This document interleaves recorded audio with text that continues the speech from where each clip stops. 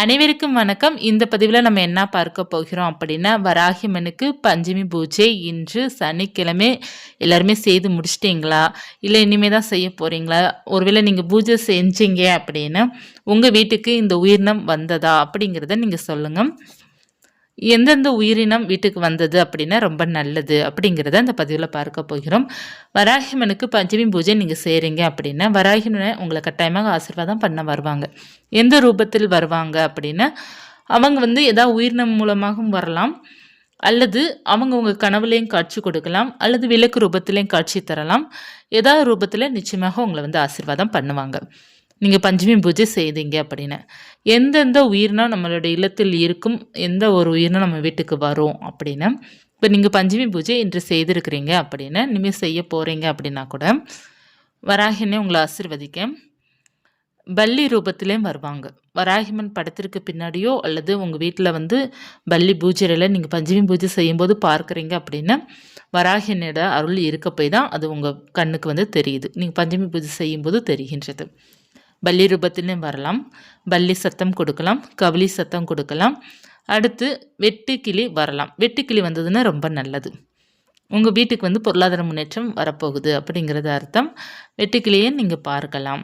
எறும்பு பார்க்கலாம். எறும்புன்னு எந்த எறும்பு அப்படின்னா கருப்பு கலராக எறும்பு இருக்கும். குட்டி குட்டி எறும்பு, பிள்ளையார் எறும்புன்னு சொல்லுவோம் பார்த்தீங்களா, அந்த எறும்பு பார்க்கலாம். அந்த எறும்பு வரலாம். அந்த எறும்பு நீங்கள் இப்போ பூஜை அறையில் பார்க்குறீங்கன்னா ரொம்ப நல்லது. அடுத்து பார்த்திங்கன்னா பட்டாம்பூச்சி, வெண்மை நிற பட்டாம்பூச்சி, அல்லது நமக்கு நிறைய பட்டாம்பூச்சி இருக்கின்றது. அந்த பட்டாம்பூச்சி கூட நீங்கள் பார்க்கலாம், கருப்பு நிறத்துலையும் இருக்கின்றது. அடுத்து தட்டான் பூச்சி சொல்லுவாங்க, தட்டான் அப்படிங்கிறத சொல்லுவாங்க. அது கூட நம்ம வீட்டுக்கு வருவது ரொம்ப நல்லது. அந்த பூச்சிகள் நீங்கள் பார்க்குறீங்க அப்படின்னாலும் ரொம்ப நல்லது. வராகினோட ஆசீர்வாதம் உங்களுக்கு இருக்குது. வெண்மை நிறத்தில் இருக்கிறது இன்னமும் சற்று பலன் அதிகம். வெண்மை நிறத்தில் சூட்சமமான வடிவத்தில் வருவாங்க அப்படிங்கிறத சொல்லுவாங்க. வெண்மை நிற பட்டாம்பூச்சி வந்தாலும் ரொம்ப சிறப்பானது. இன்று நீங்கள் பசு மாடு பார்க்குறீங்க அப்படின்னாலும் உங்களுக்கு ஆசீர்வாதம் இருக்குது அப்படிங்கிறது அர்த்தம். பசு மாடு உங்கள் வீட்டுக்கு வந்தாலும் சரி, நீங்கள் தற்செயலாக பார்த்தாலும் சரி, உங்கள் வீட்டுக்கிட்ட வச்சு பார்க்கணும். நம்ம எங்கேயாவது போயிருப்போம், அது பார்ப்பது வேறு, நம்ம வீட்டுக்கு முன்னாடி பார்ப்பதா ரொம்ப சிறந்தது. அடுத்து பார்த்தீங்க அப்படின்னா ரொம்ப முக்கியமானது கனவுல காட்சி கொடுக்கறது அல்லது விளக்கு ரூபத்தில் காட்சி கொடுக்கறது. சுவாமியோட முகம், சுவாமி பன்றி முகம் கொண்டவர்கள். பன்றி முகத்தில் தான் நிறைய பேருக்கு காட்சி கொடுத்துருக்குறாங்க சுவாமி.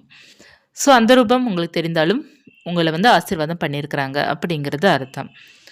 நீங்கள் பூஜை செய்யும்போது விளக்கு பார்த்தீங்கன்னா அந்த ஜோதி ரூபம் பிரகாசமாக எரிகின்றது அப்படின்னாலும் அன்னையோட ஆசீர்வாதம் பரிபூர்ணமாக இருக்குது. நின்று எரியணும். அதாவது அந்த ஜோதி பார்த்தீங்கன்னா ஆடாமல் நல்லா நின்று அந்த ஜோதி ரூபம் நல்லா நீட்டமாக நமக்கு அந்த தீபம் சுடர் இருக்கின்றது அப்படின்னா வராகினுடைய அருள் பரிபூர்ணமாக நமக்கு இருக்கின்றது. அவங்களுடைய ஆசீர்வாதம் இருக்குது, உங்களுடைய பூஜையை ஏற்றுக்கொள்கிறார்கள் அப்படிங்கிறது அர்த்தம். அடுத்ததாக பார்த்தீங்கன்னா நீங்கள் வைக்கிற நெய்வேத்தியத்தில் ஏதாவது ரூபம் உங்களுக்கு தெரிகின்றது அப்படின்னா கூட சுவாமியோட அருள் இருக்கின்றது.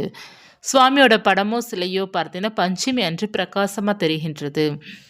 அந்த சிலைக்கும் அந்த படத்திற்கும் உயிரோட்டம் இருக்கின்றது. நீங்கள் பூஜை செய்ய செய்ய அந்த சிலைக்கு உயிரோட்டம் வந்துடும். ஸோ அந்த பிரகாசமாக தெரிகின்றது அந்த பஞ்சமி தினத்தன்று. மற்ற நாள் பார்ப்பதை விட இந்த பஞ்சமி தினத்தன்று மட்டும் நமக்கு பிரகாசமாக தெரிகின்றது அப்படின்னா சுவாமியோட ஆசீர்வாதம் உங்களுக்கு இருக்கின்றது. அடுத்து நீங்கள் பூஜை செய்யும்போது யார் வீட்டில் இருந்தாலும் உங்கள் வீட்டுக்கு பூனை வருகின்றது அப்படின்னா கூட ரொம்ப நல்லது. எதற்காக பார்த்தீங்கன்னா நமக்கு பூனை நாய் ரூபம்லாம் வருகின்றது அப்படி அது உங்களுக்கு காட்சி தான். எப்படி அப்படின்னா சுவாமி பார்த்தீங்கன்னா உடல் மனித உடலாகவும் முகம் பார்த்தீங்கன்னா விலங்கு முகமாகவும் தான் சுவாமி இருக்கிறாங்க. அதாவது பன்றி முகமாக இருக்கிறாங்க. அப்படி இருக்கும்போது பார்த்தீங்கன்னா நம்ம பூனை ரூபமும் மற்றும் நாய் ரூபமும் பார்ப்பது ரொம்ப நல்லது தான். உங்கள் வீட்டுக்கு வருகின்றது பஞ்சமி தினத்தன்று வருகின்றது அப்படின்னா நல்லது தான். அடுத்து ரொம்ப முக்கியமானது உங்களுடைய கைக்கு பார்த்தீங்கன்னா பூ விழுகிறது. நீங்கள் சுவாமி கும்பிட்டுட்டு இருக்கீங்க, உங்கள் கைக்கிட்ட பூ விழுகுது அப்படின்னா ரொம்ப நல்லது. சாதாரணமாக பூ விழுந்தால் ரொம்ப நல்லது. உங்கள் கைக்கிட்ட விழுகுது அப்படின்னா ரொம்ப ரொம்ப நல்லது. அதே போல பார்த்தீங்க அப்படின்னா, நீங்க பூஜை செய்துட்டு கற்பூர ஆரத்தி காட்டும்போது, உங்களோட உடம்பு சிலிர்க்குது அப்படின்னாலும், உங்களுக்கு தெய்வீக கடாட்சமும் இருக்கின்றது. உங்களுடைய பூஜைய வந்து சுவாமி வந்து ஏற்றுக்கொண்டார்கள். அவங்க வந்து அந்த பூஜையில திருப்தி அடையறாங்க. உங்களுக்கு வந்து அந்த உடம்பு வந்து சிலிர்த்தது. நீங்க கற்பூர ஆரத்தி காட்டும்போது சிலிர்க்குது அப்படின்னா, ரொம்ப ரொம்ப நல்லது. இதெல்லாம் எல்லாருக்குமே நடக்குமான்னா கிடையாது. ரொம்ப ரேர். கற்பூர ஆரத்தி காட்டும்போது உங்க உடம்பெல்லாம் பார்த்தீங்கன்னா, புல்லரிக்கும்போது சிலிர்க்கும். அந்த மாரி சிலிர்ப்பது ரொம்ப ரொம்ப நல்லது. அந்த மாரி சிலிர்க்குனாலே நம்ம ரொம்ப குடுத்து வச்சவர்கள் தான்.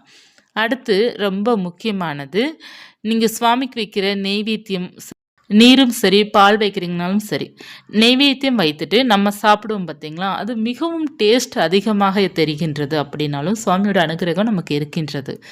ஏன்னா, நெய்வேத்தியம் பார்த்தீங்கன்னா, டேஸ்ட் அதிகமாக இருக்கும். நமக்கு அந்த அமிர்தம் டேஸ்ட்டு கிடைக்குது அப்படின்னாலும், நமக்கு சுவாமியோட ஆசீர்வாதம் அந்த நெய்வேத்தியத்தில பற்றுக்குது அப்படிங்கிறது தான் அர்த்தம். ஏன்னா நெய்வேத்தியம் பார்த்தீங்கன்னா, பொங்கல் வைப்போம், பால் பாயாசம் வைப்போம், பால் வைப்போம், நம்ம வந்து சாதம் கூட வைப்போம். அது வந்து அமிர்த டேஸ்ட்டு கிடைக்குது அப்படின்னா ரொம்ப நல்லது. நம்ம சாதாரணமா நம்ம வீட்ல சாப்பிடும்போது, சுவாமிக்கு நெய்வேத்தியம் வைத்து அத சாப்பிடும்போது 2க்கும் நமக்கு டிஃப்ரெண்ட் தெரியும். ஒரு டேஸ்ட்டு வித்தியாசமா இருக்கும். அந்த டேஸ்ட்டு ரொம்ப அமிர்தம் மாரி இருக்கும். அந்த மாரிலாம் நமக்கு வந்து நம்மளுடைய சாப்பாடு சுவாமிக்கு வைக்கிற நெய்வேத்தியம் டேஸ்ட்டு நல்லாயிருக்கு அப்படின்னாலே, நம்மளுடைய சாமியோட ஆசீர்வாதம் நமக்கு இருக்கின்றது அப்படிங்கிறது முழுமையான அர்த்தம். சுவாமிக்கு பார்த்தீங்கன்னா, நீங்க வந்து ஏதோ ஒன்று நெனைக்கிறீங்க. இப்ப ஏதோ ஒன்று வாங்க முடியல. ஆனா, அது இருந்தா நல்லாயிருக்கும்னு நீங்க நெனைக்கிறீங்கன்னு, அது உங்கள தேடி வருகின்றது அப்படின்னாலும் சுவாமியோட ஆசீர்வாதம் இருக்கின்றது. இப்ப நீங்க வந்து ஒரு பூ வாங்கணும்னு நெனைக்கிறீங்க. உங்களால வாங்க முடியல. ஆனா, உங்கள தேடி வந்து பூ வருகின்றது. நீங்க உங்களுடைய பூஜைக்கு பூ வருது அப்படின்னாலே ரொம்ப நல்லது. அதேபோல நீங்க வந்து சுவாமிக்கு ஏதாவது நெய்வேத்தியம் வைக்கணும்னு நெனைக்கிறீங்க. மற்ற ஏதாவது ஒரு பொருள் வைத்து வழிபாடு செய்யணும்னு நெனைக்கிறீங்க. அந்த பொருள் உங்க கையில இல்ல. இருந்தா நல்லாயிருக்கும்னு நெனைக்கிறீங்க. அப்படி இருக்கும்போது, அது உங்களுக்கு வந்து வாங்கிட்டு வந்து குடுக்குறாங்க. நீங்க அவங்ககிட்ட சொல்லவே இல்ல. ஆனா, உங்க கைக்கு அது வருகின்றது அப்படின்னா கூட, சுவாமியோட ஆசீர்வாதம் இருக்கு. அதனால தான் உங்களுக்கு வந்து சேருது. சுவாமியோட அருள் பரிபூரணமா உங்களுக்கு இருக்கின்றது. இந்த மாரி குட்டி, குட்டி மிராக்கிள் தான். இந்த குட்டி, குட்டி மிராக்கிள் கூட நமக்கு எவ்வளோ ஆனந்தத்தை கொடுக்கும் அப்படின்னு சொல்ல முடியாத அளவுக்கு ஆனந்தத்தை கொடுக்கும். ஏன்னா நம்ம செய்கின்ற பூஜை, அதற்காக எவ்வளோ நேரம் நம்ம ஸ்பெண்ட் பண்றோம். சுவாமி வழிபாடு செய்றோம். மந்திரங்கள் சொல்றோம். அர்ச்சனை பண்றோம். அதற்கான பலன் இந்த மாரி சின்ன சின்னது ஏதாவது ஒன்று பார்க்கும்போதோ, அல்லது கேட்கும்போதோ, அதுதான் நமக்கு பூஜைக்கு கிடைத்த ஒரு பேரானந்தம், ஒரு வெற்றியும் கூட. அந்த சின்ன சின்ன சந்தோஷங்கள் நமக்கு கிடைக்கிறதே, நமக்கு இறைவனோட ஆசீர்வாதத்தால தான் அப்படிங்கிறத நீங்க எப்போதுமே மனசுல வச்சுக்கோங்க. இறை அருள் இருக்கப்பே தான் இதெல்லாம் நம்மளுடைய கண்ணுக்கு தென்படுது. நல்ல சொல் நமக்கு அதில கேட்கிறோம். ஒரு பாசிட்டிவான வைப்ரேஷன் நமக்கு கிடைக்குது அப்படின்னாலே இறை அருளோட தான். இறைவன் நம்ம கூட தான் இருக்கிறாங்க அப்படிங்கிறத நீங்க எப்போதுமே ஒரு பாசிட்டிவா இருங்க. எல்லாமே நமக்கு சரியா போயிரும். ஒவ்வொரு நாளும் நமக்கு ஒவ்வொரு விதமாக நமக்கு வந்து சுவாமி வந்து மிராக்கிள் பண்ணிக்கிட்டே தான் இருப்பாங்க. நீங்க உணர ஆரம்பிச்ச பிறகு தான் தெரிய வரும். நம்ம வந்து எத்தனையோ வழிபாடு செஞ்சாலும், நம்ம உணராமல் இருந்தா நமக்கு ஒண்ணும் தெரியாது.